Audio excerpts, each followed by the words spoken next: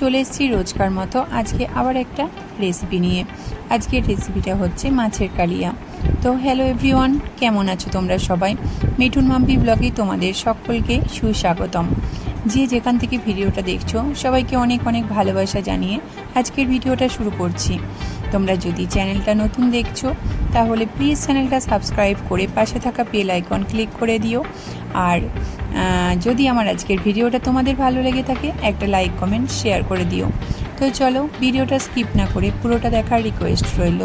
তো সবার প্রথমে এখানে আমি দেখো মাছ নিয়েছি 5 পিস মতো, তোমরা চাইলে কম বেশি নিতে পারো। এবার মাছের মধ্যে আমি নুন, তার সাথে আমি হলুদ দিয়ে নিলাম। এবার ভালোভাবে মাছের মধ্যে নুন হলুদ মিশিয়ে নেব। ভালোভাবে মাছের মধ্যে নুন হলুদ এপিট ওপিট করে মিশিয়ে নেব। আর মেশাতে মেশাতে বলে যাই তোমাদেরকে কিছু কথা, ভিডিওটা স্কিপ না করে পুরোটা দেখার রিকোয়েস্ট রইল। আর ভিডিওটা ভালো লাগলে খুব সুন্দর একটা মন্তব্য করে যেও, কারণ তোমাদের ওই একটা সুন্দর মন্তব্যে আমি পরের দিন আবার একটা নতুন ভিডিও আপলোড করার কথা ভাবি, খুব উৎসাহ পাই। সারাদিন কাজের মাঝে শত কষ্টের মাঝে যখন তোমাদের ওই একটা সুন্দর মন্তব্য দেখি অনেক ভালো লাগে, পরের দিনের নতুন ভিডিও করার উৎসাহ জাগে। তো কথা বলতে বলতে মাছে নুন হলুদ মাখানো কমপ্লিট। একটা তাওয়া নিয়েছি, তার মধ্যে তেল দিয়ে নিলাম। বেশ কিছুটা পরিমাণ তেল দিয়ে তেল গরম ভালোভাবে হয়ে এলে মাছগুলো একে একে আমি দিয়ে দেব। তো দেখো সব কটা মাছ আমি একে একে দিয়ে নিয়েছি।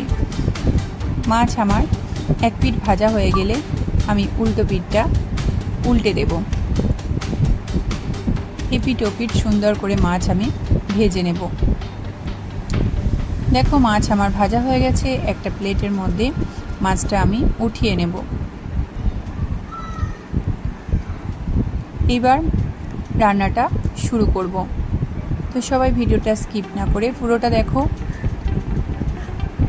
গ্যাস জ্বালিয়ে দিয়ে গ্যাসের মধ্যে কড়াই বসিয়ে সবার প্রথমে আমি তেল দিয়ে নিলাম। একটু বেশি পরিমাণে তেলটা দিলাম। মাছের কালিয়াটা খুব সুন্দর খেতে হয়, অসম্ভব সুন্দর খেতে হয়। তোমরা শুরু থেকে শেষ পর্যন্ত দেখো, না তো বুঝতে পারবে না। তেলের মধ্যে গোটা জিরে আর একটা শুকনো লঙ্কা ফোড়ন হিসেবে দিলাম। যখন একটু লঙ্কাটা ভাজা ভাজা হয়ে এলো তখন আমি পেঁয়াজ, আদা, রসুন আর আধখানা মতো টমেটো এখানে পেস্ট করে নিয়েছি, সেই পেস্ট মশলাটা আমি দিয়ে দিলাম। তার সাথে একটু বাটিটা ধুয়ে জল দিয়ে দিলাম। এবার দেখো ভালোভাবে মশলা কষিয়ে নেব। আর এখানে গুঁড়ো মশলা হিসেবে আমি ব্যবহার করেছি হলুদ গুঁড়ো, স্বাদ মতো নুন, লঙ্কার গুঁড়ো, জিরে গুঁড়ো আর দিয়েছি ধনে গুঁড়ো। এবার এই সব মশলা আমি ভালোভাবে কষিয়ে নেব। মশলার গা থেকে যতক্ষণ না তেল বেরোবে ততক্ষণ মশলা আমি কষিয়ে নেব। তো দেখো কালারটা দেখতে কত সুন্দর লাগছে, খেতেও এই রান্নাটা অসম্ভব সুন্দর হয়। তোমরা এইভাবে একবার বাড়িতে করবে, রিকোয়েস্ট রইল। আর দেখো আমি এখানে আধখানা টমেটো পেস্ট করে দিয়েছিলাম, আর আধখানা টমেটো আমি এখানে দিয়ে দিয়েছি।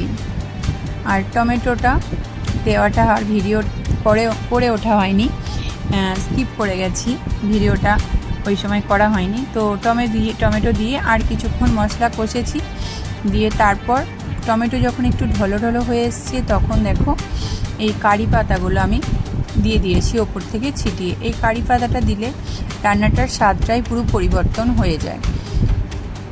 তো দেখো কারি পাতা দিয়ে আরও কিছুক্ষণ সময় নিয়ে মশলা কষিয়ে নিলাম। মশলার গা থেকে যখন তেল ছেড়ে দিল তখন এখানে আমি জল অ্যাড করে দিলাম।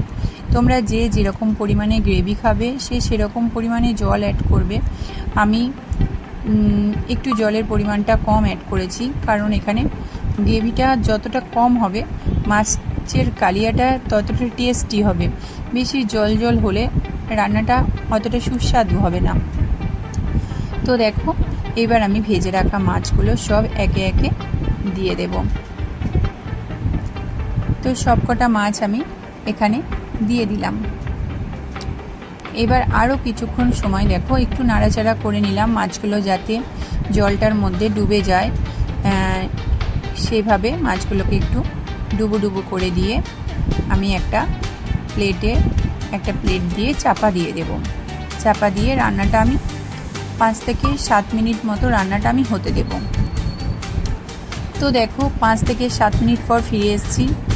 রান্নাটা আমার হয়ে গেছে, মশলাটা কতটা পুরু হয়ে গেছে, আর মশলাটা গ্রেভিটা মানে ফুটে অনেকটা কমে গেছে জলটা। তো আমার রান্নাটা প্রায় হয়ে এসছে, তো কমপ্লিট। এবার আমি গ্যাসের ফ্লেমটা কমিয়ে দেব একদম, দিয়ে ওপর থেকে গরম মশলা দিয়ে নামিয়ে নেব। আর চলো তোমাদেরকে একটা প্লেটের মধ্যে সার্ভ করে দেখাই। কালারটা দেখেছো কতটা সুন্দর হয়েছে। আর বারবার বলছি, এই কারি পাতাটার জন্যই কিন্তু মাছের কালিয়ার স্বাদটা পরিবর্তন হয়ে যায়।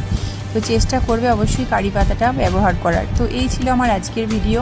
আজকের ভিডিওটা কেমন লেগেছে অবশ্যই কমেন্ট বক্সে জানাবে। আর ভিডিওটা যদি ভালো লেগে থাকে একটা লাইক, কমেন্ট, শেয়ার করে দিও। আর যদি তুমি আমার চ্যানেলটা নতুন দেখছো, চ্যানেলটা সাবস্ক্রাইব করার রিকোয়েস্ট রইল। আর পাশে থাকা বেল আইকনটি ক্লিক করে নেবে, যাতে আমার নতুন কোনো আপডেট দিলে সবার আগে তোমার কাছে নোটিফিকেশান পৌঁছে যায়। তো আজকের মতো ভিডিওটা আমি এখানেই শেষ করছি।